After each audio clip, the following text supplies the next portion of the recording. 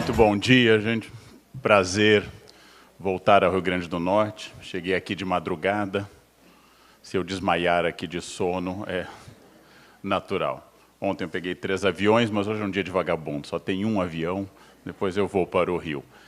É um prazer falar em uma plateia com esse perfil em particular. Sou um funcionário público da Unicamp, sou um funcionário da Universidade Estadual de Campinas há 21 anos e tenho um privilégio neste momento, um privilégio que me agrada muitíssimo, que é percorrer o Brasil semanalmente.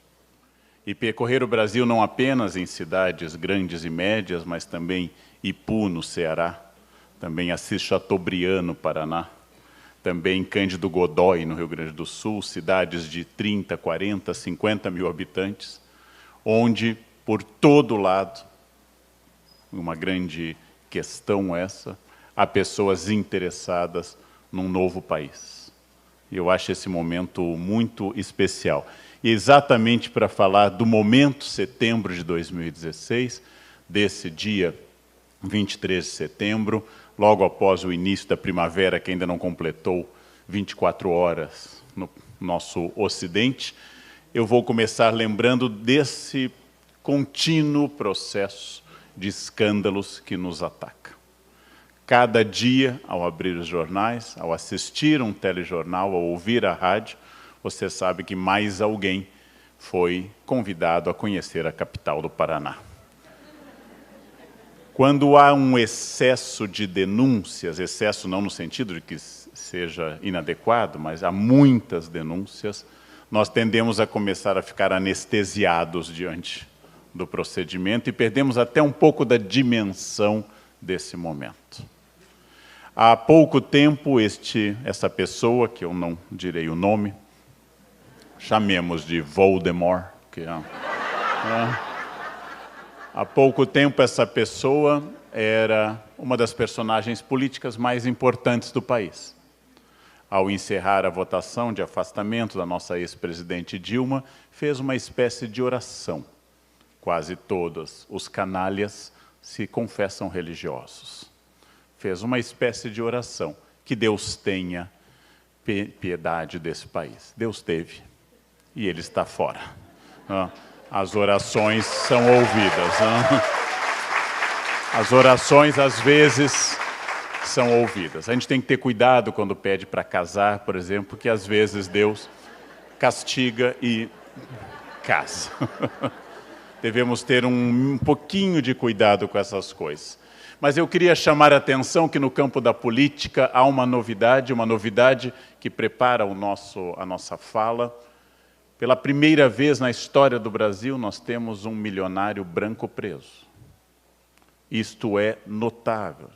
Em 516 anos de história do Brasil, e eu sou historiador, apesar de também ter formação em filosofia, é a primeira vez que nós temos um milionário branco preso. Cadeia no Brasil não foi feita nem para milionários, nem para brancos. Isso é uma novidade, é uma excelente novidade. Não entro no mérito da culpa ou não, porque isso é decidido pela justiça. Mas é uma novidade. E essa novidade nos lança também nessa crise tanto político-moral, de legitimidade política, de um país dividido, profundamente dividido, como, aliás, o resto do mundo. Se vocês acham que o Brasil está polarizado, não se esqueçam que a tradicional democracia inglesa votou 51%, 49% por sair da União Europeia. O Peru elegeu seu presidente com 50,5% e 49,5%. A polarização é a marca desse momento. Há uma parte do Brasil convencida que a ascensão de Michel Temer foi um golpe, e há uma parte convencida que é a salvação do país. E ambos não reconhecem a outra parte, a condição nem de brasileiros, nem de honestos. Nós não estamos dialogando, isso é um problema para o país. Nós estamos discordando, o que é bom, mas não estamos dialogando. Estamos apenas nos insultando. Ao classificar alguém como petralha ou coxinha, imediatamente você tira a capacidade de continuar a conversa. Quem insulta não está mais dialogando. Essa é uma questão importante para nós, porque domina nesse momento, talvez mais do que no passado, o pessimismo. Ainda que eu deva reconhecer que a partir da abertura das Olimpíadas, a partir das 2 Olimpíadas que nós sediamos, em agosto e setembro, diminuiu pelo menos 0,5% o pessimismo, porque nós prevíamos coisas piores. Tínhamos vergonha do que poderia acontecer e assistimos uma das mais belas, organizadas e bem apresentadas abertura de toda a história do mundo olímpico desde o seu começo. Sinal de que nosso pessimismo estava exagerado e nós não levamos em conta uma coisa que nós brasileiros somos muito bons, fazer festa. Nós somos muito bons nisso. Quanto pior o ano fiscal, melhor o carnaval. Essa é uma regra brasileira. Estávamos dominados pelo pessimismo, e aqui eu vou testar a idade dos senhores. Quem lembra dessa personagem fez curso de datilografia. Quem não lembra é mais novinho. Pelo nosso imaginário, o som que as hienas fazem é um som de riso. E essa hiena era depressiva, melancólica. A hiena Hard passava todo o desenho dizendo: ó vida, ó céus, ó azar. Pessimismo é uma coisa importante numa equipe. Se não houver nenhum pessimista na equipe, o plano em geral dá errado. Se a equipe for dominada exclusivamente por otimistas, isto pode afundar uma empresa. É preciso alguém que lembre dos riscos de cada passo. É muito importante isso. Tomei banho, mosca, sai. A hiena Hard não é um mal em si, mas o problema do pessimismo é esse. O pessimista não faz sêmen algum, para dizer uma coisa elegante, não faz sêmen algum pelo sucesso. O pessimista reclama o tempo todo. O pessimista apenas fala que não vai dar certo, o que eventualmente ele está correto, mas ele não faz nada para que dê certo. Nós precisamos de gente que seja realista e que trabalhe, porque gente que reclama e não faz nada tem demais, em excesso, na empresa, na família, no país. Tem demais. Precisamos de gente que tente remar para chegar a algum lugar.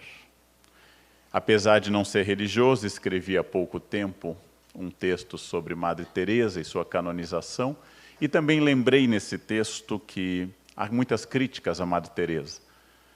Um grande escritor falecido, Christopher Hitchens, escreve um texto forte contra ela, mas eu escrevi: eu prefiro gente que erre fazendo, do que gente que sente no escritório e diga que está tudo errado. Eu hoje valorizo muito a ação. E pensando nos mais pobres dos pobres que Madre Teresa atendeu, eu acho que eu prefiro, se eu penso neles, uma mulher que erre dando a vida por eles, do que outro que sente no escritório e diga que ela tem equívocos de ação. Precisamos de ação. Precisamos de ação que supere este mito, que qual Freud trabalhou o conceito de narciso, de alguém que apenas se olhe. Talvez seja esse o pior elemento para se poder trabalhar, administrar, gerenciar pessoas, o narciso. Vaidade é miticamente o primeiro pecado. Vaidade é o pecado de Lúcifer. Vaidade é o defeito original da humanidade. Vaidade é uma das coisas mais importantes para a gente analisar.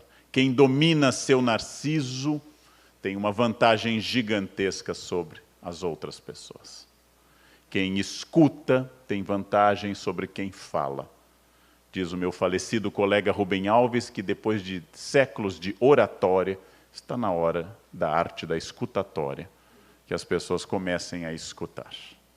Lanço sempre essa ideia de que em família ou numa reunião, escutar lhe dá uma vantagem muito grande. Vamos pegar um exemplo contemporâneo.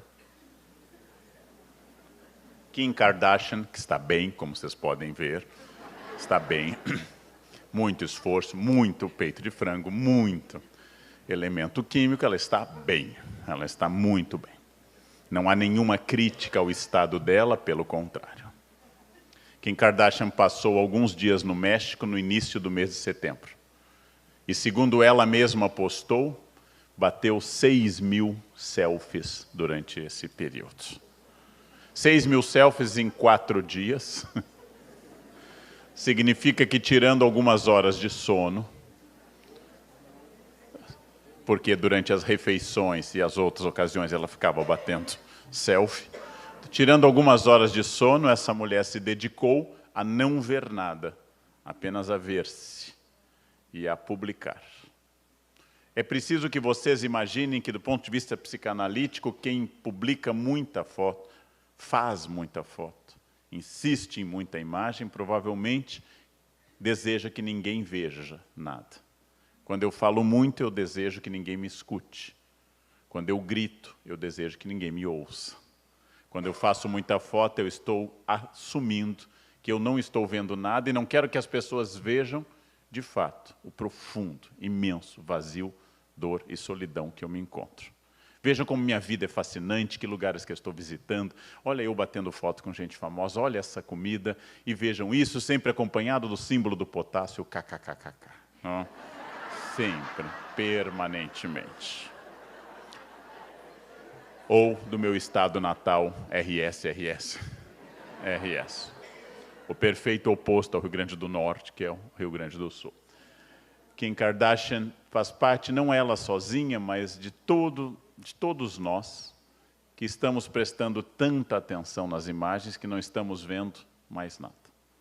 Nesse ano, mais uma vez, um juiz bloqueou o WhatsApp e obrigou no Brasil inteiro famílias a conversarem uns com os outros. Houve casos de filhos que foram obrigados a trocar palavra com a própria mãe durante o jantar, gente. Chegamos ao ponto de casais conversando um com o outro. Foi um caos nacional, mas passou, já estamos livres desse problema. Tirar uma foto de si num momento que eu considere relevante é algo interessante, eu faço muito isso. Tirar uma foto para que os outros vejam é sinal de que meu narciso precisa do esforço alheio, ele precisa que o outro diga se minha vida vale a pena. Quando eu estou mostrando minha família e minhas viagens, eu preciso que o outro diga, porque eu não tenho mais noção se a minha vida vale a pena. Eu preciso registrar todos os momentos. Aqui é a corrida de touros em São Firmino,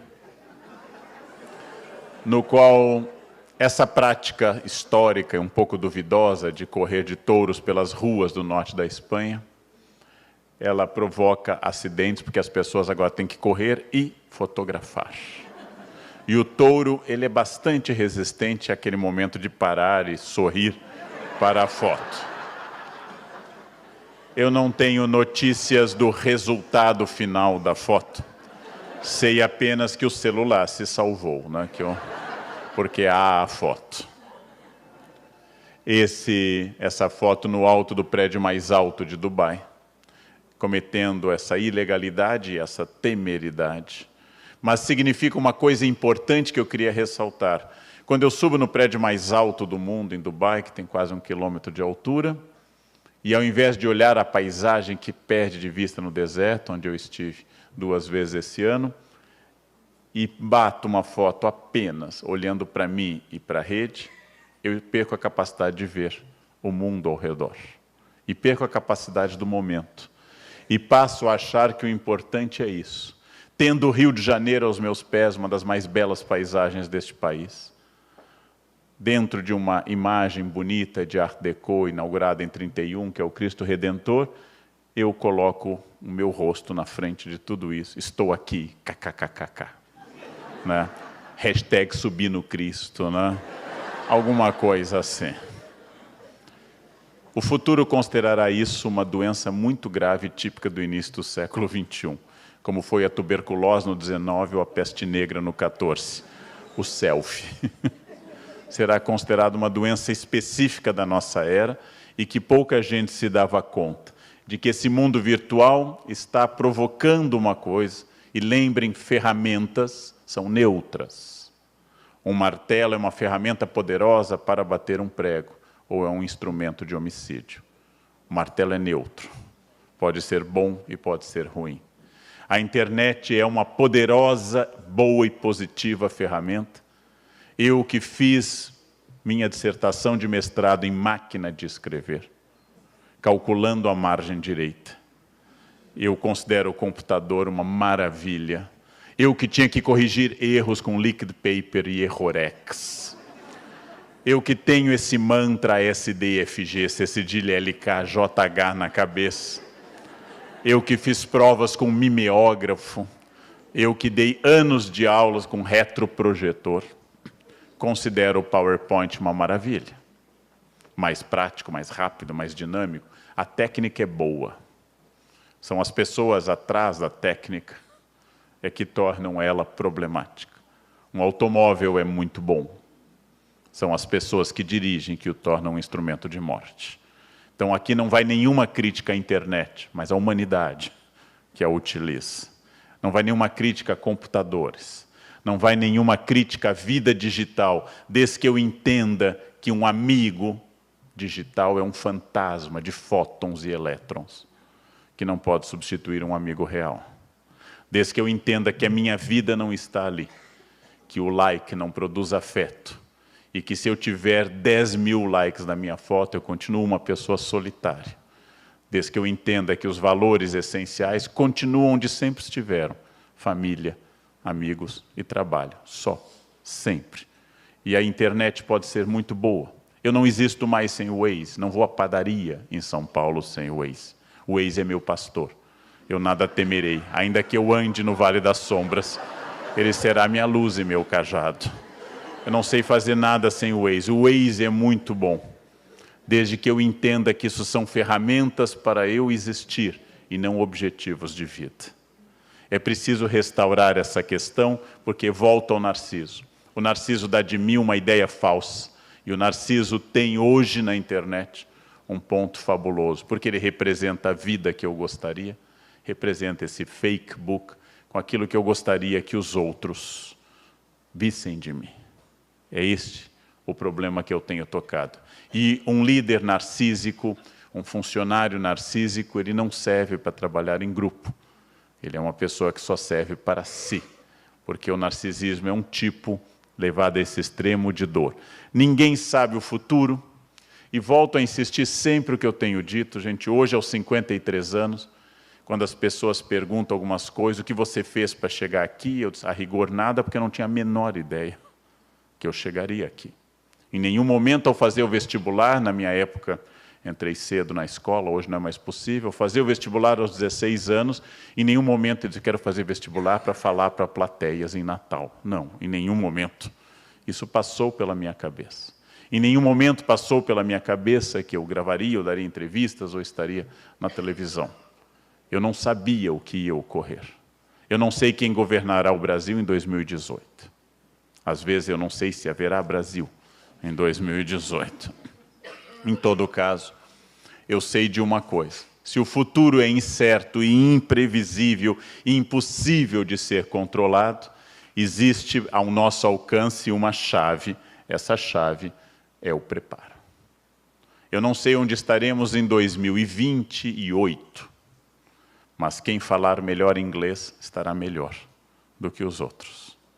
Eu não sei onde estaremos em 20 anos, mas quem conseguir preservar sua saúde hoje, livrar-se de vícios, manter um corpo funcional, estará melhor do que aqueles que estiverem presos de vícios. Então, entre outras coisas, ao entrar na faculdade, eu tomei decisões sem prever o futuro, mas que nasciam da minha formação, como, por exemplo, me afastar de drogas no curso de Humanas História na USP, o que me isolou profundamente, gente. Não gostar de maconha me tornou um ser dedicado estranhamente aos livros e ao estudo. Numa entrevista do Jô, eu contei a ele como aconteceu dos meus alunos na Unicamp, durante um curso de Shakespeare que eu dei, estarem entusiasmados porque descobriu-se no cachimbo de William Shakespeare restos de cannabis. E meus alunos entusiasmados, Shakespeare fumava maconha, provavelmente como toda a elite europeia do fim do XVI e durante todo o XVII. A criminalização de drogas é do século XX. Só que eu lembrei a eles que Shakespeare é Shakespeare porque ele era Shakespeare, e não por causa da maconha. E que se você e eu fumarmos maconha, seremos apenas maconheiros, e não William Shakespeare. Afastar-se não é um discurso moral, ele é prático. Ele é prático. Não? Afastar-se dos vícios, vícios que condicionem minha vontade. procurar um corpo funcional, que não é um corpo Kim Kardashian, mas é um corpo funcional, que não me atrapalhe no exercício das minhas atividades. Ou, como eu já preguei pelo Brasil inteiro, dedicar-me de corpo e alma à gordura, ao bacon, e assim a manteiga de garrafa regando tudo, porque isso impede Alzheimer. Se eu fizer isso todos os dias, não chegarei à idade de desenvolver Alzheimer, né? Nem catarata, nem osteoporose. Manteiga de garrafa cura praticamente todas essas doenças, inclusive males graves da terceira idade. Lá pelos 30 e poucos, você vai ter um AVC fulminante e não chegará a essa idade do declínio. Na verdade, a minha pergunta não é se eu quero viver muito ou se eu quero viver pouco. A minha pergunta é sempre se eu quero viver bem. E para viver bem eu preciso de estratégia. A vida bem vivida e bem sucedida, como diz Luc Ferry no seu livro, o que é uma vida bem sucedida, ela pressupõe ação, estratégia e assim por diante. Mas eu não sei o futuro, e aqui eu me baseio nessa ideia linear de tempo que Santo Agostinho trabalhou nas suas confissões. Eu não sei o futuro. O presente é contínuo, o passado está sempre ficando para trás, e o futuro de fato nunca chega. Mas vamos substituir essa sequência pela seguinte ideia. Por passado, consideremos experiência. Todos aqui temos experiências. Por presente, consideremos a ação como eu estar falando e os senhores nesse momento escutando. E por futuro, entendemos a estratégia que nasce essa ação. Sempre a ação prevendo a estratégia a partir da experiência. Vocês sabem que faz toda a diferença a ação e a estratégia. Duas pessoas que ganham a mesma coisa na mesma instituição pública têm dois padrões de vida completamente diferentes. Porque o que me faz ter dinheiro não é só o que eu ganho, mas é principalmente o que eu gasto. É o que eu gasto que me torna estável ou não. Como me disse um aluno, eu estou ganhando R$600 no estágio. Guarde R$6 todos os meses. Você vai ter 1%. Isso, ao final do ano, já vai ter 10%. Isso pode se transformar em 50% de um salário. Já é um fundo de emergência muito bom. Ou seja, a estratégia ela é quanto à saúde, a estratégia é quanto às relações afetivas, é quanto ao dinheiro, permanentemente daquilo que eu quero. Nesse mundo líquido, expressão que o professor Zygmunt Bauman determinou ao produzir mais de 40 livros na Inglaterra, nesse mundo líquido em que as relações são instáveis, em que tudo parece passar, que ninguém mais tem certezas como minha avó tinha como avó dos senhores. Minha avó só tinha certezas. Ela não tinha nenhuma dúvida sobre o que fosse uma boa carreira. Ela me dizia na infância, na juventude, faça concurso para o Banco do Brasil, faça concurso para a Petrobras. Eu imagino, às vezes, onde eu estaria se eu tivesse feito concurso para a Petrobras. Talvez em Curitiba, nessa altura da vida. Nesse mundo líquido, mais do nosso desconforto vem do fato de que as mudanças são enormes, rápidas. As incertezas são muito mais dinâmicas. Nós vivemos um mundo onde até a linguagem tem que ser transformada. Tudo tem que ser permanentemente mudado e sair da zona de conforto, essa expressão tão cara a planejadores de carreira e a RH, sair da zona de conforto é um grande desafio. Contou-me minha orientadora na USP, assim que eu cheguei a São Paulo há 30 anos, contou-me que foi torturada durante vários dias, durante a ditadura, militante de um grupo de extrema esquerda, e que ao final de uma sessão contínua de tortura, trocou o torturador. E ela me disse que teve o maior medo da vida dela, que ela não sabia o que o outro faria. E eu concluí que até torturador cria zona de conforto. A gente se acostuma até com torturador.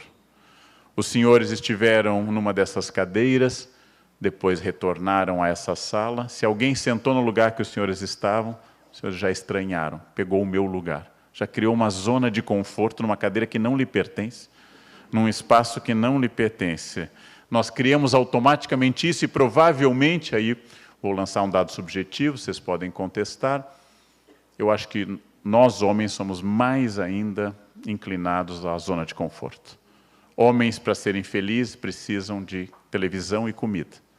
Tendo essas duas coisas, vai a bodas de ouro fácil. Fácil. São as mulheres que querem carinho, afeto, discussão, relação. Os homens são de comida e televisão. Porque os homens são capazes de uma zona de vazio cerebral que é única, que é não pensar em nada. Já foi dito, vocês conhecem essa ideia, que a diferença entre o cérebro masculino e feminino é que o feminino é uma caixa única, onde puxando qualquer coisa vem tudo, absolutamente tudo. E o cérebro masculino está dividido em caixas que separam, por exemplo, afeto de sexo. Mas, acima de tudo, tem uma caixa vazia, que permite ao homem pescar, por exemplo. Pescar é o exercício do vazio absoluto.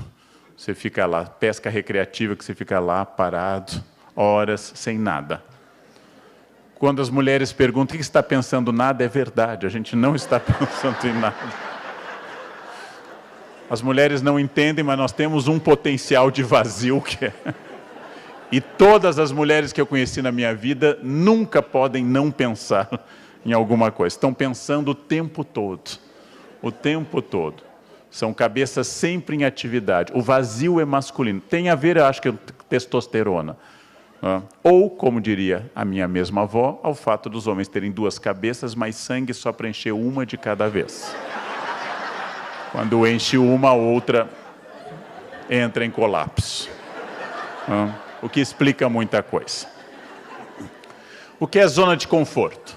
Provavelmente os senhores que estão nessa faixa, em que já têm um emprego fixo, que deve ser, como eu, a maioria, os senhores que já disseram sim ou não às grandes questões da vida, que já constituíram uma vida familiar inicial ou já no meio, que já têm sua própria residência, que deve ser a maioria, ou já está bem acomodado no lugar, chegou a uma zona de conforto. Aqui reside o pior inimigo da nossa biografia.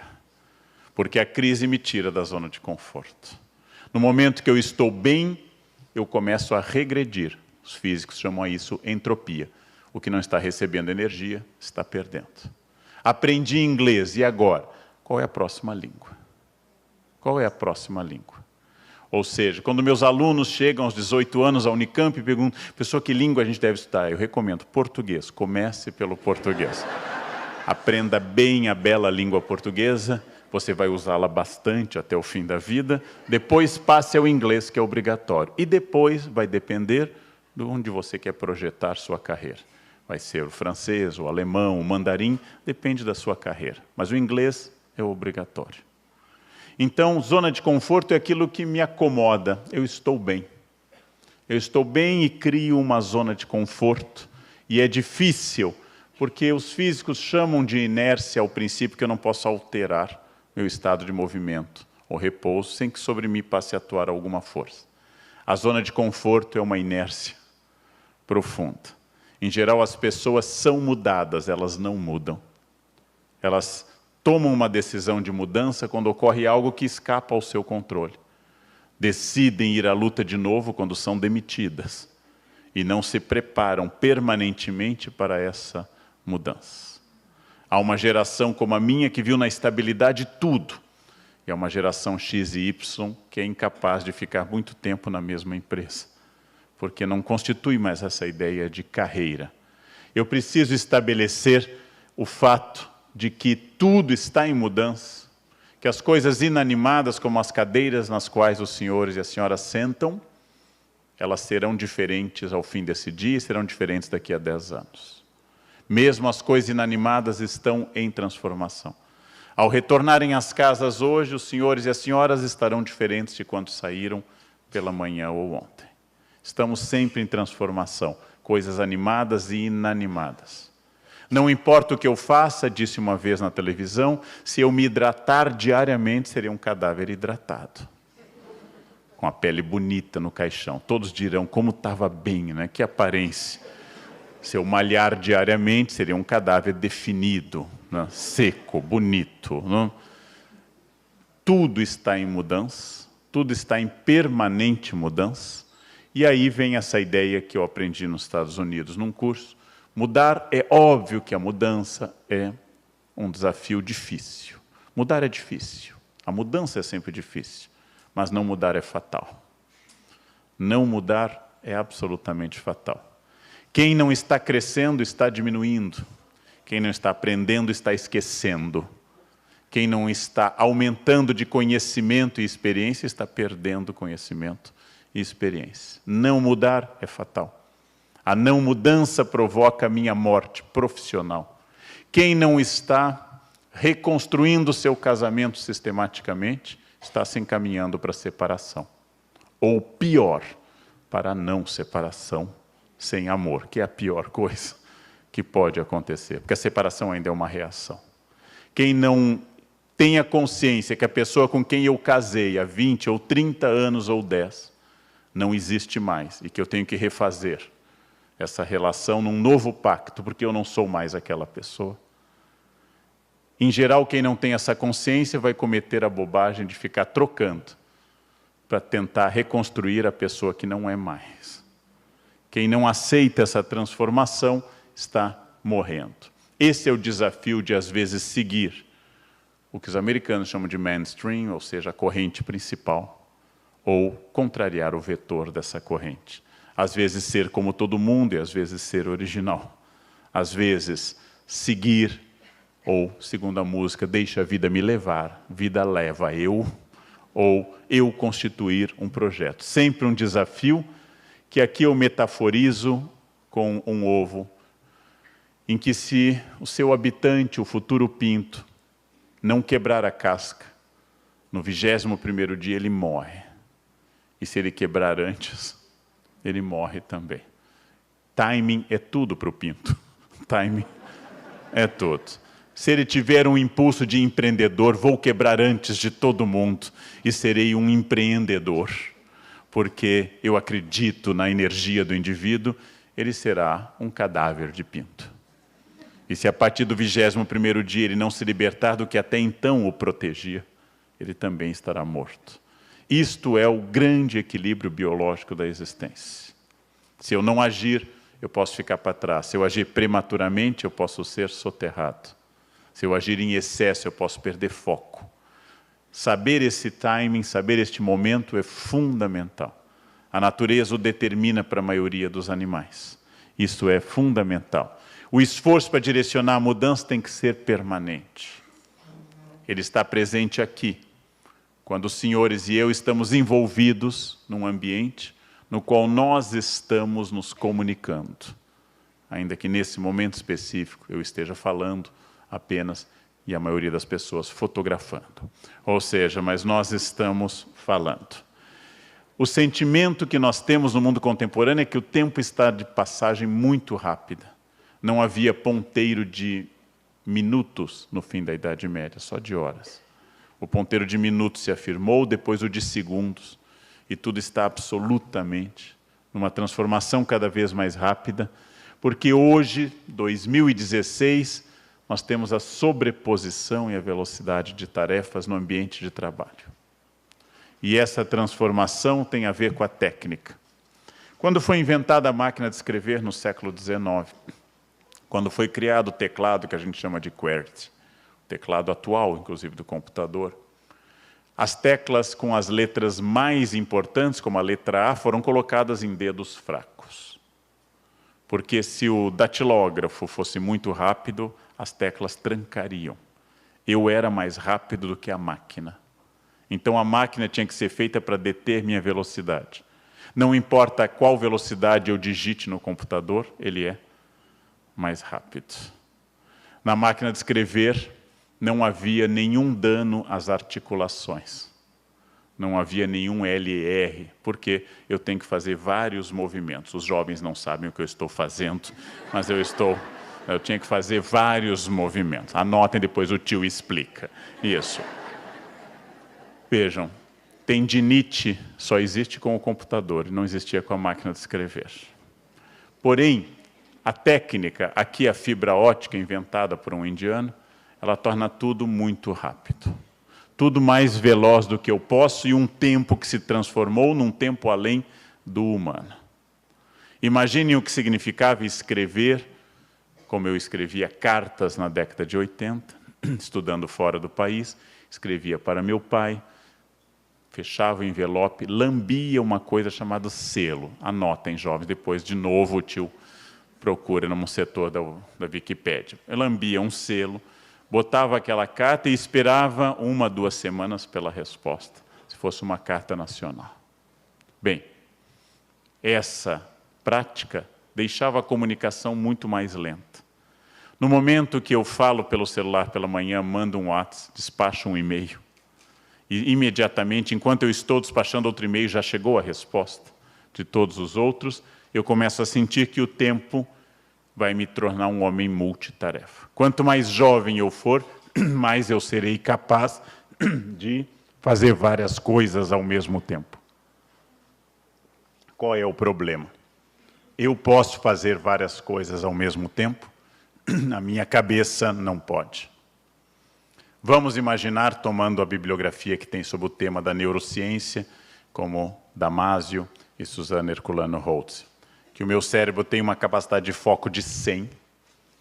Se eu ler um texto, essa capacidade de foco de 100 está no texto, durante algum tempo.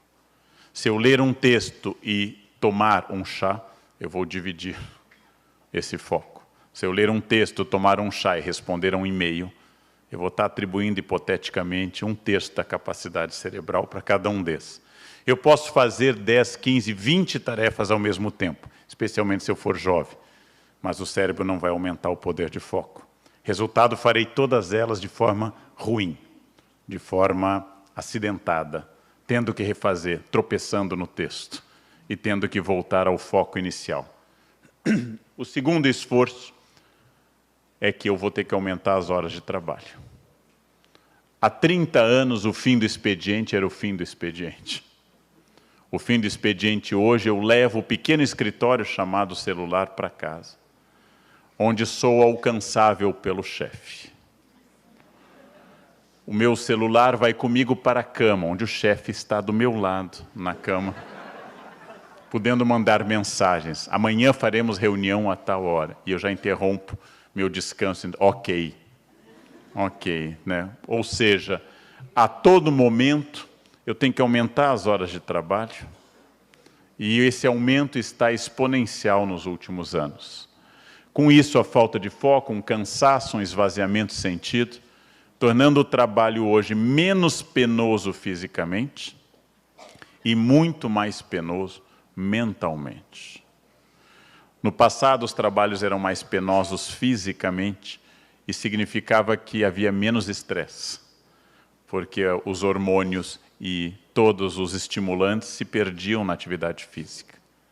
O trabalho hoje é muito estressante mentalmente e multiplica as doenças mentais no século XXI. Estamos submetidos a uma pressão muito grande. Tanto que o único suicídio ético do século XXI é: estou me matando de tanto trabalhar.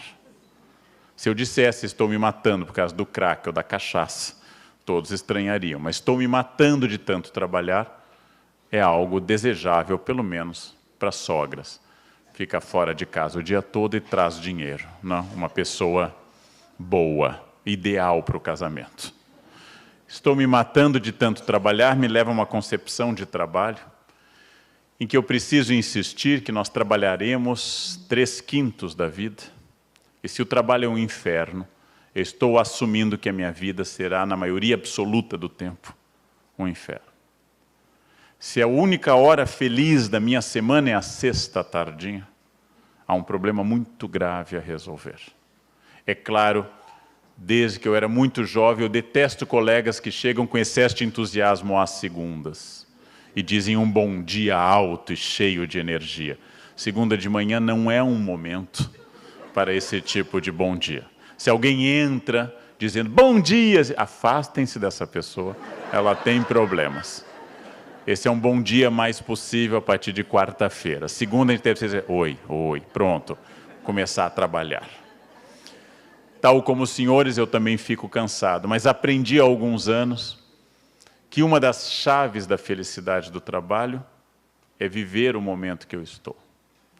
Aprendi há alguns anos que quando eu entro num ambiente como esse, eu estou nele. E não estou pensando que hoje à tarde eu tenho um voo até o Rio, e de lá vão me pegar de carro, atravessar a ponte e ir até o hotel em Niterói. e de lá, após a palestra, eu pego um outro carro para ir até o Leblon, onde estarei para a próxima palestra, e de lá eu tenho que sair correndo, porque eu tenho que gravar um Jornal da Cultura. Se eu começar assim, eu vou conseguir, de forma fabulosa, tornar este momento um momento ansioso, e o próximo também. E só serei libertado deste círculo pela morte. Então, onde eu estou, eu estou. Escrevi um texto para o Estadão, que ainda não saiu, sobre presentes, vai sair só em outubro, dizendo que hoje um dos presentes mais importantes que eu posso dar a alguém é estar com essa pessoa. Por exemplo, ofertar a alguém um jantar no qual eu não leve o celular. E preste atenção o tempo todo durante o jantar. Um desafio fabuloso, dar-se, viver o tempo. Meu colega Clóvis de Barros Filho, um grande professor, um grande pensador, com quem tive o privilégio de escrever um livro que faz bastante sucesso nesse momento, Felicidade ou Morte, contou a história no lançamento do livro, e eu copio dele, essa história não é minha, a ética manda dar o autor. O professor Clóvis contou a história, como ele percebeu uma coisa. E quando ele estava, na sua época, no ensino primário, disseram para ele que o ginásio era legal. No ginásio disseram que não, era o colégio. Lá é que as coisas aconteceriam. Assim que ele entrou no colégio, começaram a falar de vestibular e que a faculdade seria o momento dele encontrar a sua carreira. Felicidade é só depois, na faculdade. Entrando na faculdade, disseram, sem estágio você não é ninguém, porque é só o estágio que lhe ensina alguma coisa. Então ele entra no estágio, ele dizem no primeiro dia, só quando você for efetivado é que vai valer a pena todo esse sofrimento. E ele é efetivado e descobre que está no patamar menos 15 da empresa, e que tem um patamar 50 lá em cima, e que se ele perseguir metas que serão dobradas cada vez que ele as alcançar, se ele seguir essa cenourinha diariamente e trabalhar como um condenado, ele chegará lá em cima, naquele lugar, naquela sala. E quando ele chegar lá, já perto do fim da vida, dirão a ele, pode ir para casa, agora vai começar a parte boa da sua vida, a aposentadoria. E ele se aposenta. E ao se aposentar, sente a morte se aproximando, sente-se doente, chama um padre, e o padre o consola, não se preocupe, bom mesmo. Vai ser lá em cima. Quando o professor Clóvis contou essa história com mais habilidade para uma plateia, ele queria dizer exatamente que a felicidade tem que ser agora. Ela não pode ser no momento seguinte. A felicidade tem que ser esse momento. E os momentos difíceis dão sentido aos momentos fáceis. Eu não posso conceber o trabalho como um sofrimento contínuo, senão é melhor mudar de trabalho. Eu posso me sentir cansado fisicamente, irritado às vezes. Porém, eu tenho que ter uma concepção do que eu estou fazendo de mim mesmo. Para administrar pessoas, para viver num ambiente de trabalho, para ser alguém, eu tenho que fazer essa pergunta: o que é que nós estamos de fato fazendo de nós mesmos? Que destino eu estou dando à minha existência laboral e à minha existência familiar e afetiva? Que horizonte eu estou construindo? Para onde eu quero ir? Porque se eu não tiver para onde ir, eu vou ser arrastado por ventos e correntes. Essa é uma diferença entre consciência e estratégia e simplesmente existência. O que não muda nunca, o que não mudava em 1951, quando Getúlio Vargas assumiu a presidência, o que não muda em 1851, um ano após a lei Eusébio de Queiroz, o que não muda nunca. Em primeiro lugar, a partir do autor Francis Bacon, em inglês, do século XVI para o XVII, a frase e a ideia, conhecimento é poder. Conhecimento dirige o mundo sempre. Conhecimento de tudo. Conhecimento é poder. Francis Bacon lançou essa ideia no seu livro Novum Organum, e ela é fundamental para nós. O que eu sei se torna um empoderamento da minha existência. Excluir, por exemplo, populações pobres de uma educação efetiva, excluir mulheres da escolaridade, foi uma estratégia de controle. Sempre foi uma estratégia de controle, porque o conhecimento é poder. Os judeus têm uma noção que eu acho admirável, de que alguém é adulto. Um rapaz judeu se torna aos 13 anos adulto quando ele sabe ler a Torá, e ler para a comunidade. E ao ler, ele ganha o estatuto de adulto. Os judeus foram o primeiro grupo humano a superar o analfabetismo. Porque os judeus entenderam que povo perseguido historicamente, indo de um lugar para outro, eu só levo uma coisa, o conhecimento. Conhecimento é poder. Educação é poder. Educação liberta. A boa educação liberta. Sempre com a advertência de Paulo Freire, quando a educação não é libertadora, o sonho do oprimido é se tornar opressor. Educação é libertadora. Tudo o que eu sei é uma habilidade que eu terei para existir. Isso nunca mudou. Pode desaparecer o caderno, a caneta tinteiro, a caneta esferográfica, o lápis, pode desaparecer o tablet, podem implantar chips nas pessoas e continuamos com esse princípio. Conhecimento é poder. O suporte do livro pode ser papel, pergaminho, pode ser o tablet, pode ser um e-reader, o que for. Mas o ato de ler transmite conhecimento. Conhecimento é poder. Dados não significam conhecimento e essa confusão é muito forte hoje entre as pessoas. A internet multiplica dados, não conhecimento. O fato de eu ter todas as poesias do mundo na internet, na rede, não significa que as pessoas viraram bons poetas. O fato de eu ter todas as músicas que a humanidade já fez disponíveis, não me torna um músico. Ser um médico, ser um professor ou ser um cozinheiro, ser uma cozinheira, continua significando anos de treino, anos de prática. E atrás de uma cozinheira habilidosa, existem centenas de dedos cortados e mãos queimadas e coisas que não deram certo.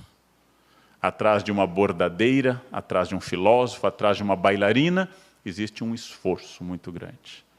A internet possibilitou o acesso aos dados, jamais possibilitou que isso substituísse o esforço.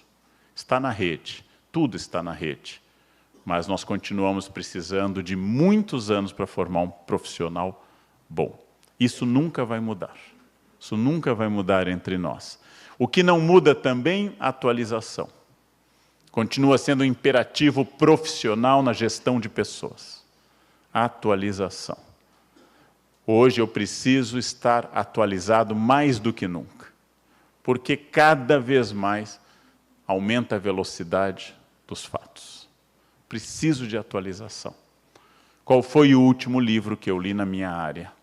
Qual foi o último congresso que eu participei antes desse? Qual foi o último debate ou palestra?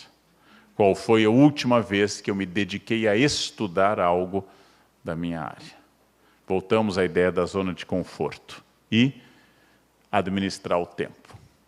Lembrando que o inimigo mortal do tempo está, nesse momento, no meu bolso e da maioria dos senhores, chama-se celular, rede social. O tempo que se perde vendo fotos que serão esquecidas, as fotos, em 30 segundos. O tempo que se perde fazendo comentário, gostei, kkkk, curti, isso, uau, uau, uau, uau, ahá, e expressando coisas assim, é um tempo que eu poderia estar estudando inglês. De novo, a internet é muito boa, a rede social facilita muito, porém, administrar o tempo. Me perguntam por todo o país e pela minha fanpage, como é que você faz para ler tanto? Eu tenho uma fórmula mágica, secreta, única, descoberta em anos de pesquisa no exterior. Eu sento, abro o livro e leio. É uma coisa muito complexa. Preciso de óculos, preciso de muita luz. Eu sento, abro o livro e leio. Como é que eu faço para ler? Tente, sente, abra o livro e leia.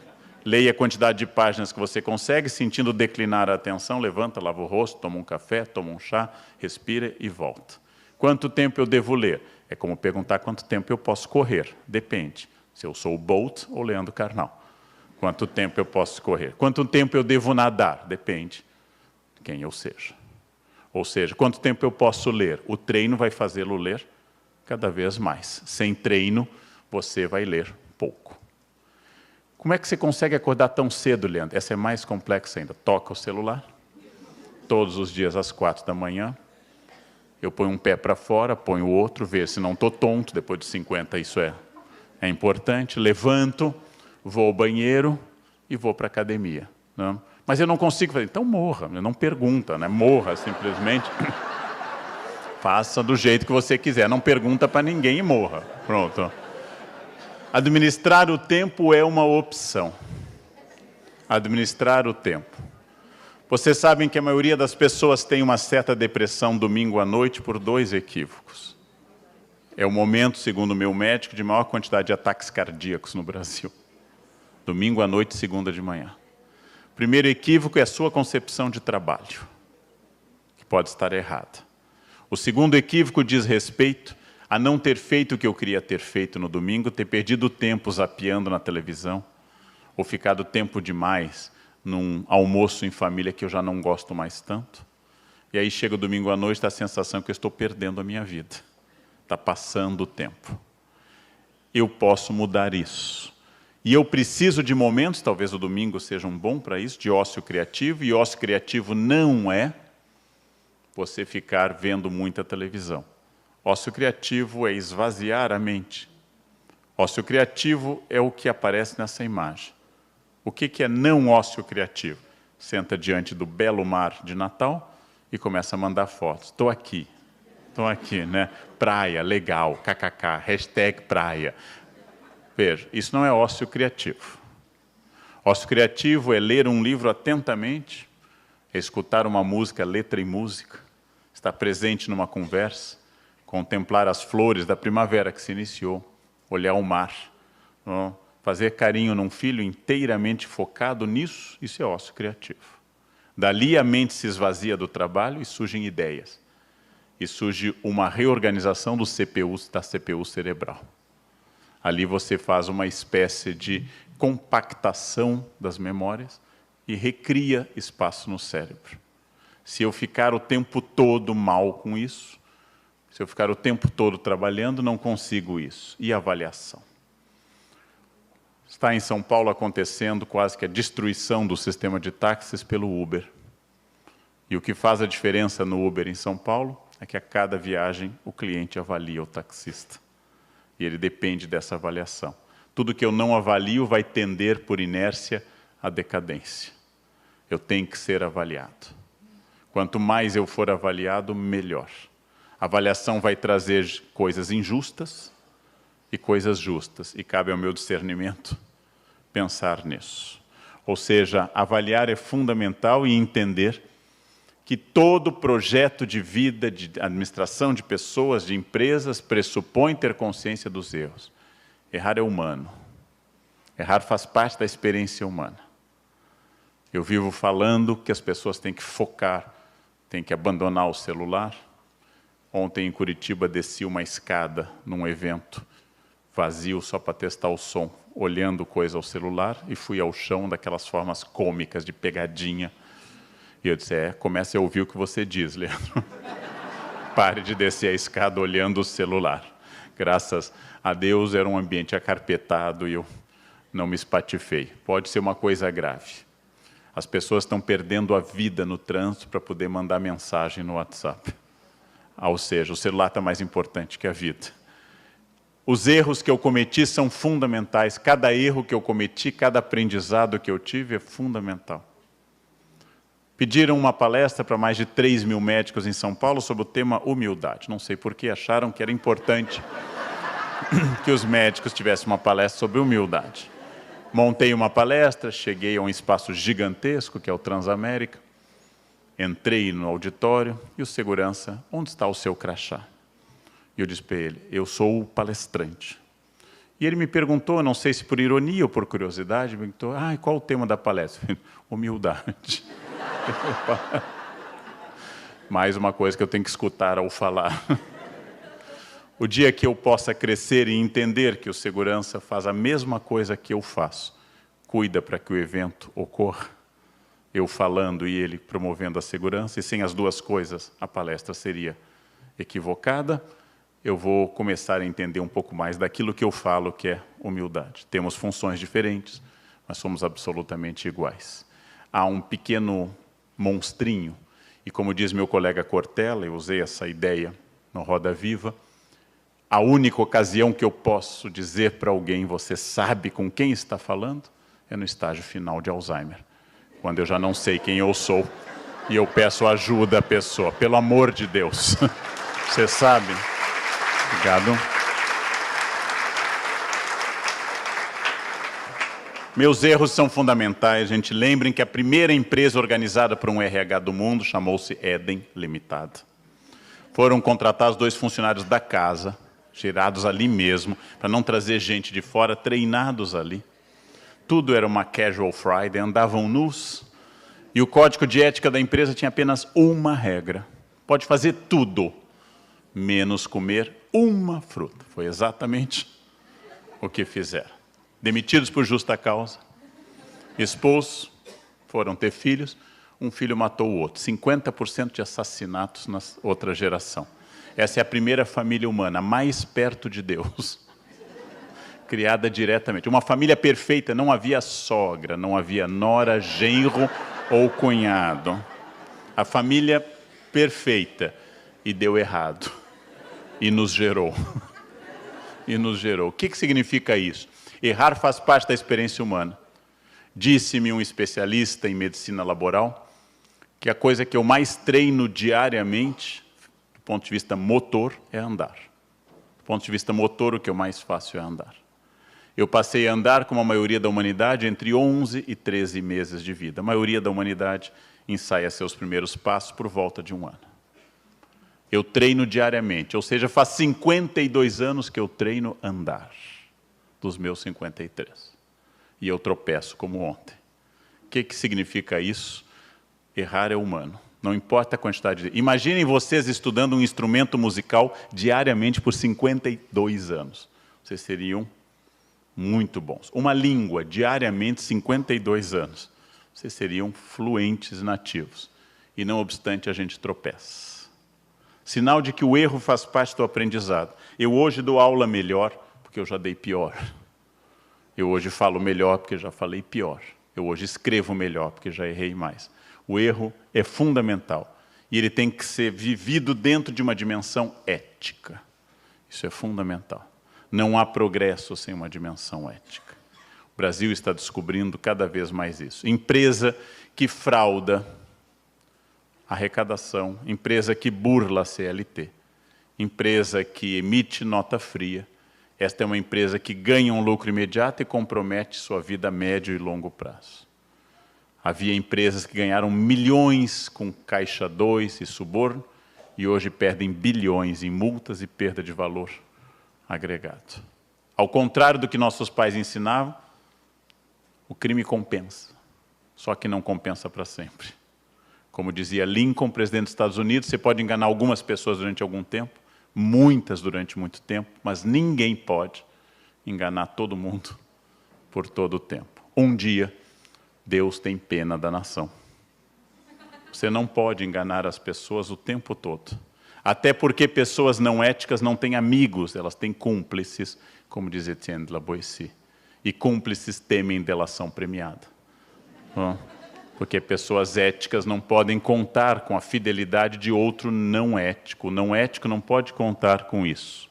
É preciso imaginar que essa divisão entre resultado e valores nas empresas não existe.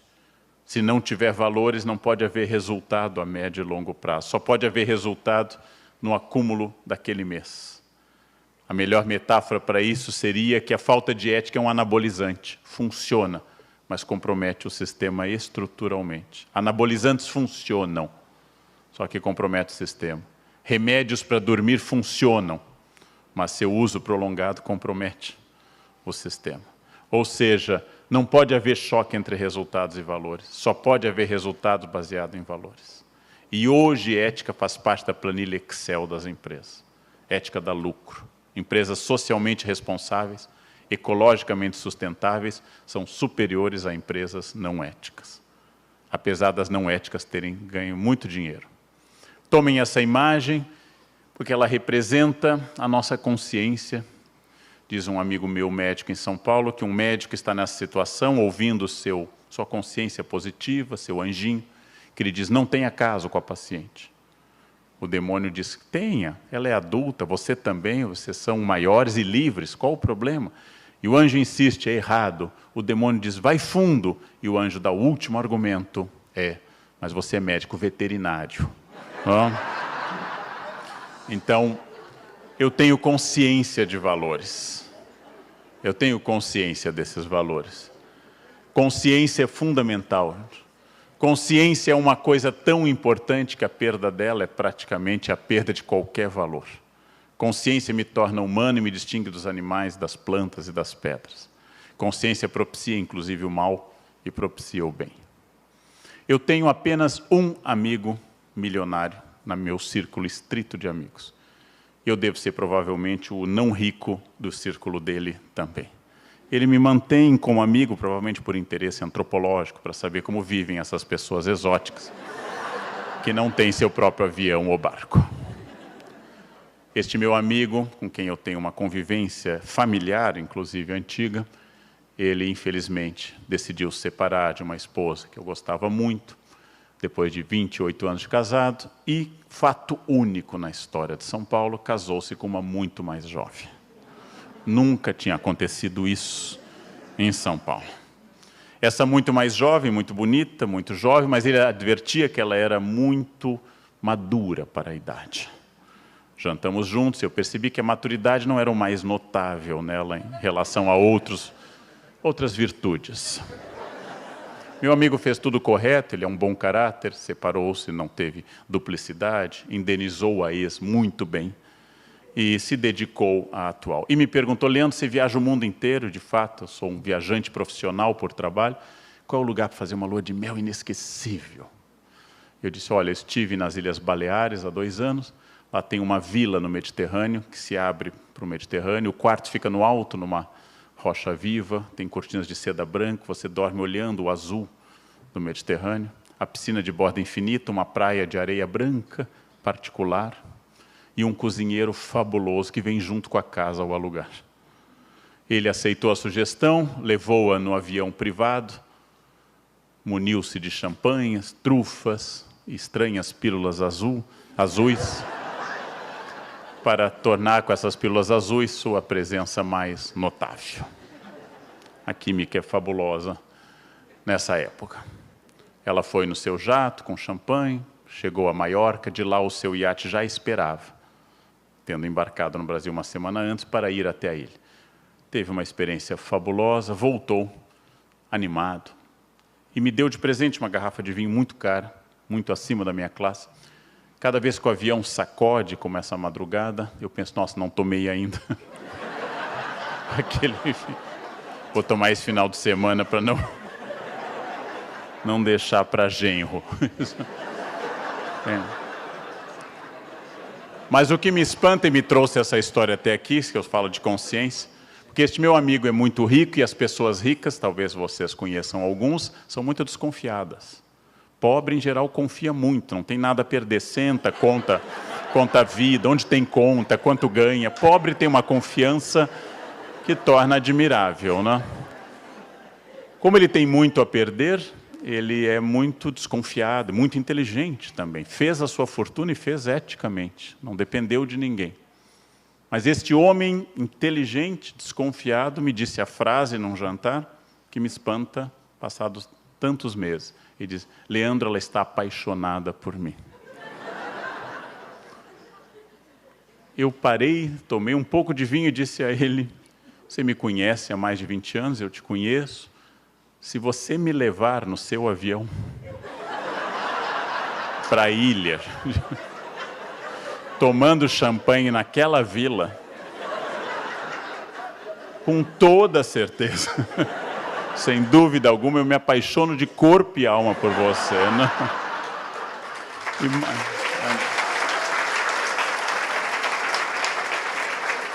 E mais, garanti a ele, para estranhamento dele, faço coisas que ela não faria de jeito nenhum. O resto, médico, xilocaína, mas o importante é que a paixão vai ocorrer. O que eu estou dizendo aos senhores não é um julgamento moral. Eu não sou uma pessoa que julgue moralmente aos outros. O que eu estou dizendo, eu lembro do famoso rei da soja, Olacê de Moraes, que perto dos 80 desfilava em São Paulo com moças de 18. E um dia no Fazano, uma repórter irritada ou invejosa da situação, disse a ele: o senhor não sabe que ela está com o senhor por interesse? Ele, sábio, disse a ela: eu sou milionário. Uma de 70 anos também estaria comigo por interesse. Eu prefiro de 18. Pronto. Prático. Ele sabe o que quer, ela sabe o que quer, cada um dá o que tem. E é uma relação comercial das mais práticas e reais. Não é um julgamento moral, é um julgamento sobre consciência. Como é que alguém de fato não pode concluir que, impressionando uma jovem interiorana, com todas essas maravilhas, ela não vai se encantar? Todos nos encantaríamos. Há pessoas que não dão bola nenhuma para dinheiro. Já ouvi falar delas. A última morreu em Assis, na Itália, no século XIII. Chamava-se São Francisco. Nunca houve uma depois disso, mas dizem que há pessoas que não dão a menor bola para o dinheiro, só olham como decoradores a beleza interior. São pessoas superiores, são pessoas... Mas o dinheiro impressiona quase todo mundo. A consciência é para eu saber, de fato, o que eu quero, quais são meus valores. E, nesse caso, eu sinto que um defeito, na maioria de nós homens, é quando se o foco na pessoa. E foco na pessoa significa seres únicos e irrepetíveis, usando uma palavra bonita em português, com as suas idiosincrasias, suas maneiras de ser, suas psicologias, seus afetos e desafetos. Se eu não tenho este olhar, eu não consigo gerir pessoas. O foco tem que ser nas pessoas. Porque o objetivo de toda empresa, de toda escola, de todo Estado, é a pessoa. Para isso, a empresa pode ter a justa paga e um lucro adequado a esse esforço da pessoa. Mas o objetivo não é o lucro, e o objetivo não é o Estado. O objetivo é a pessoa. As pessoas têm que ter por objetivo esse contrato complexo entre o individual e o coletivo. Eu sou único e irrepetível. Eu sou um ser especial, não pelas minhas virtudes, mas apenas por ser. E eu vivo numa coletividade que limita um pouco a minha existência. Esse equilíbrio, essa gangorra entre individual e coletivo é fundamental. Ele é expressivo. E eu, como gestor, tenho que levar em conta isso. De novo, voltar à mesma ideia. Debate sobre valores e resultados. Eu não constituo uma empresa, eu não tenho uma administração, eu não sou um gerenciador de pessoas, porque existe uma empresa. Mas a empresa existe por causa das pessoas. De novo, resultado e valores que nós já tocamos, para enfatizar essa ideia. E, de novo, a consciência. Didaticamente, volta essas duas ideias. Para que eu trabalho diariamente, a não ser para a felicidade minha e das pessoas que me são caras? Isto tem que ser presente. Este foco é um foco... Ops, agora eu estou agora com um problema aqui. Um foco único e geral que administra as pessoas. Um foco especial que entenda a individualidade. Quem não entende o ser humano individualmente com as suas oscilações, não é apto a gerenciar grupos e pessoas. Não é apto a fazer este modelo que supera uma ideia antiga de gestão em que o líder é alguém afastado, que conduz um grupo amorfo, sem forma, que arrasta esse grupo para frente. Este é um modelo de gestão autoritária, de um chefe que, nos RHs que se chamavam departamento pessoais, só entendia de leis, horários e justa causa. Essa concepção tem que ser ultrapassada. Esse modelo antigo de gestão hoje dá a ideia comum de que tudo que eu faço em família ou no trabalho é para o aperfeiçoamento pessoal, que o ano que vem eu tenho que estar melhor do que este ano, que as minhas experiências têm que agregar valor à minha existência, e que ao encerrar a minha existência, ela tenha sido um processo contínuo de aperfeiçoamento. Aquilo que os filósofos chamam de perfectibilidade. Eu tenho que melhorar, perfectibilidade. Para a filosofia não existe essa síndrome de Gabriela. Eu nasci assim, eu sou sempre assim. Gabriela, não existe isso em filosofia. Eu tenho que ser alvo do meu próprio aperfeiçoamento, do meu próprio crescimento. eu tenho que buscar o equilíbrio entre as forças como trabalho e família, entre corpo e espírito, aprendizado e relaxamento, entre tensão produtiva e folga. Este equilíbrio é fundamental. Vida é administrada como bonsai e não como agronegócio. Vida é administrada folha a folha, raiz a raiz. Esta é uma forma que não é poética, ela é prática. Ela é absolutamente prática. E eu consigo esse equilíbrio no momento que eu entendo que todo processo profissional, laboral e de administração de pessoas é um processo de construir e construir-se. Que eu estou, essa imagem de uma escultora americana chamada Bobby Carlyle, que é muito bonita, de um homem que está esculpindo suas próprias pernas. Frase fundamental. Eu sou sócio majoritário da minha existência. O resultado dela depende do sócio majoritário. Não sou sócio único, sou majoritário. O que vai resultar disso, é a minha capacidade de administrar esse processo de autoelaboração. Aquilo que eu quero, aonde eu vou, com quem eu vou, com quais valores. De novo, consciência. De novo, a ideia da consciência. A diferença entre existir e viver está nessa consciência. Tudo existe, inclusive as pedras. Só os seres humanos vivem. E a diferença está na consciência. Essa ideia de gerenciar minha vida e fazer essa pergunta dolorosa que dentro de limites, meu corpo, minha renda, minha família dependem de mim e de escolhas que eu faço, dentro dos limites do humano. Meu corpo depende de mim. Para acabar com essa tradição brasileira de tirar de si essa responsabilidade. Você engordou a tireoide, eu tenho tireoide. Todos têm tireoide, a não ser quem extraiu a tireoide. Nossa, mas você é muito pontual, né? A minha avó era japonesa. Sangue não transmite pontualidade. Sangue transmite várias doenças, hepatite, Tiago, mas pontualidade, não. Eu falo bastante, claro, você é de Gêmeos, geminiano fala bem, é ar. Que menina bonita, Libra, regida por Vênus, né? Ela nasceu assim. Esse chefe é muito autoritário, né? Áries, nossa, centrado nele. Que secretária organizada, virginiana, obsessiva com a ordem. Nossa, mas que cara ciumento. Escorpião, é da natureza dele.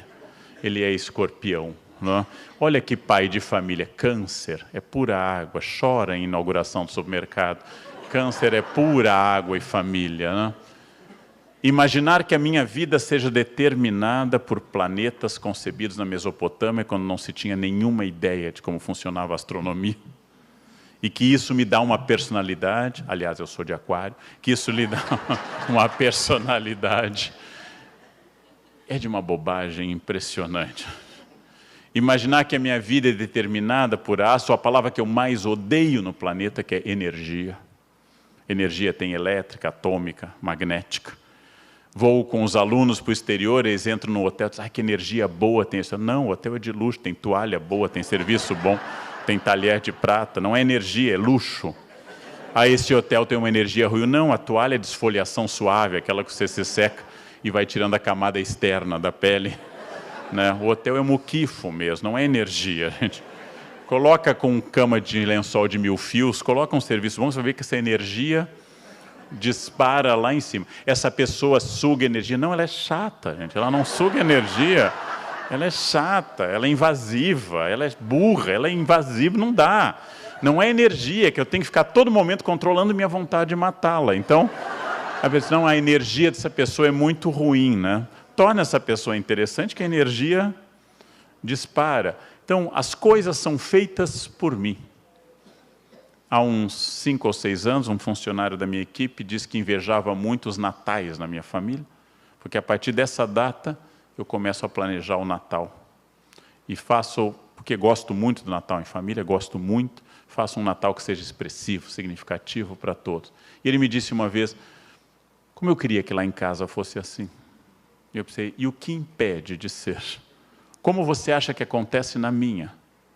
Anjos descem dia 24 vindo pela chaminé da lareira aí, servem à mesa e fazem apresentações, ou você vê que tem gente trabalhando para isso desde setembro? Não? O que faz a diferença entre funcionário e não funcionário é a ação humana. Problema humano gera solução humana. Soluções humanas resolvem problemas humanos. Não tem energia, não tem astro, não tem tipo, não tem sangue. Sangue só tem A, B e O, só. Compatíveis ou não entre si. Não tem nada que passe pelo sangue. Toda essa ideia é a ideia de construir-se. E construir pessoas. Há uma fórmula para cada um. Há uma forma de lidar com cada pessoa. A administração de pessoas pressupõe consciência dessa forma. E se eu tenho isso presente, eu consigo exatamente, ao final, se não elaborar o paraíso, que talvez seja impossível, e de onde vimos já, fomos expulsos sem direito à recontratação. O paraíso é inacessível para nós. Mas com essas medidas, nós evitamos o inferno. E é uma diferença muito grande entre os dois pontos. O Brasil é um horror, sim, mas a Síria está pior. O Brasil está melhor que a Síria, mas está pior que a Dinamarca. E qual é a diferença entre sírios, brasileiros e dinamarqueses? O esforço que as pessoas desses lugares fizeram para construir um lugar que seja o mais longe possível do inferno, ainda que impossível o paraíso. Há lugares melhores e piores para morar no Brasil. Há bairros melhores e piores. Isso tem a ver com uma questão social, econômica, de marginalização, de consciência política, de formação cultural, e tudo isso é ação humana. Tudo pode ser transformado. Não, os seres humanos não mudam, mudam. Há 30 anos ninguém nessa sala usava cinto de segurança. Ninguém. Todos andávamos sem cinto, não havia cadeirinha para criança. E quando os pais freávamos, éramos atirados como uma catapulta de um lugar para outro. Ninguém usava cinto e hoje quase todos usam cinto. Há 50 anos dançava-se no Brasil, no carnaval, uma música racista. O teu cabelo não nega, mulata. Uma música horrível, com uma letra racista. E achávamos divertida. Seguida de uma música homofóbica, olha a cabeleira do Zezé. Será que ele é?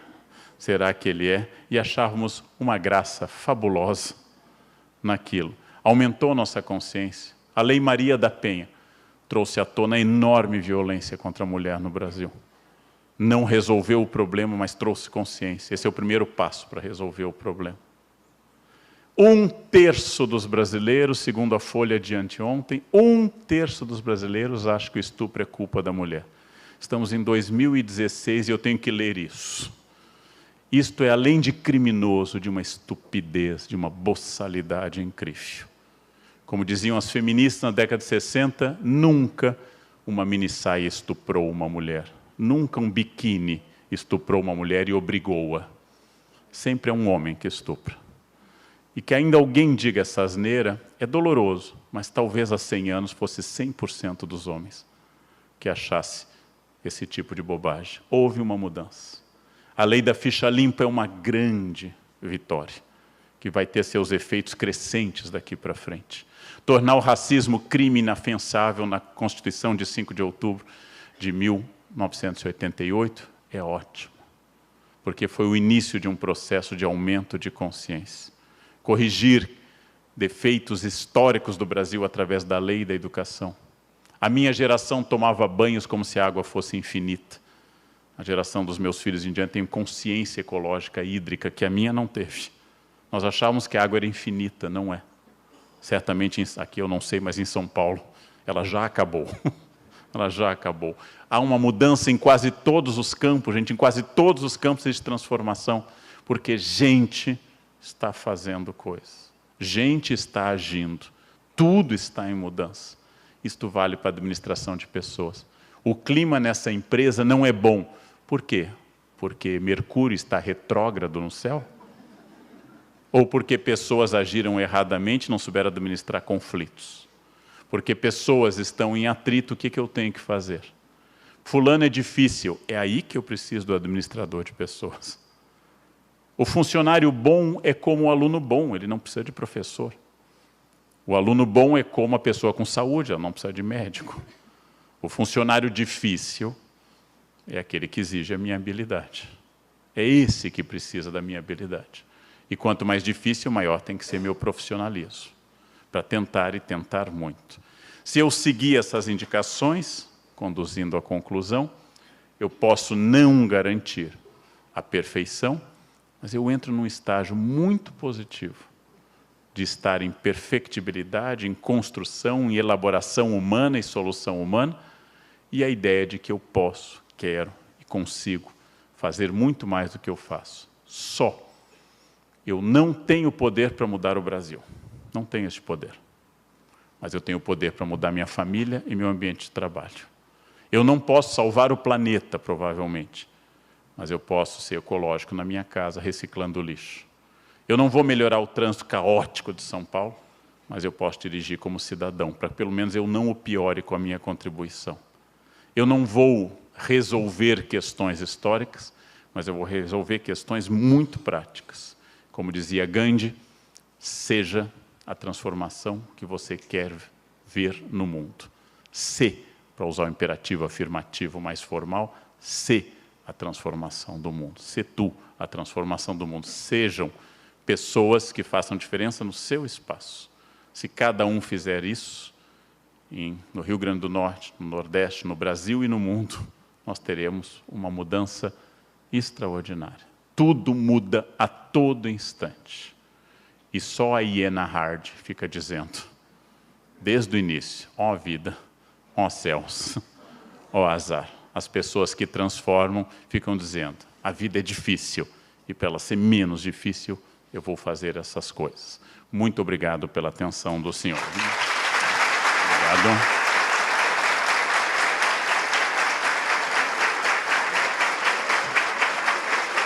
Obrigado.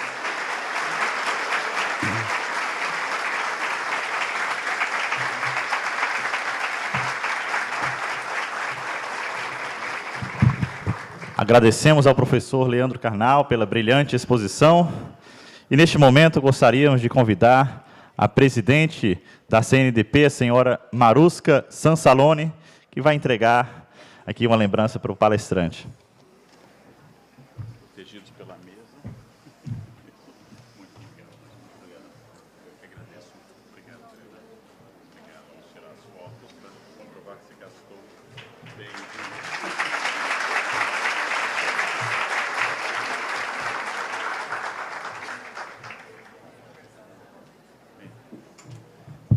Não sei se já encerrou, agradeço os presentes, agradeço as palmas. Eu estarei disponível, porque ainda tem tempo antes do voo, para autografar se alguém trouxe algum texto.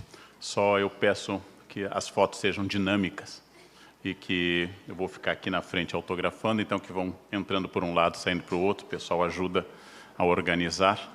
E quanto mais grupo, melhor, viu? Quanto mais lembra, a salvação é sempre coletiva, então quanto mais grupo, melhor.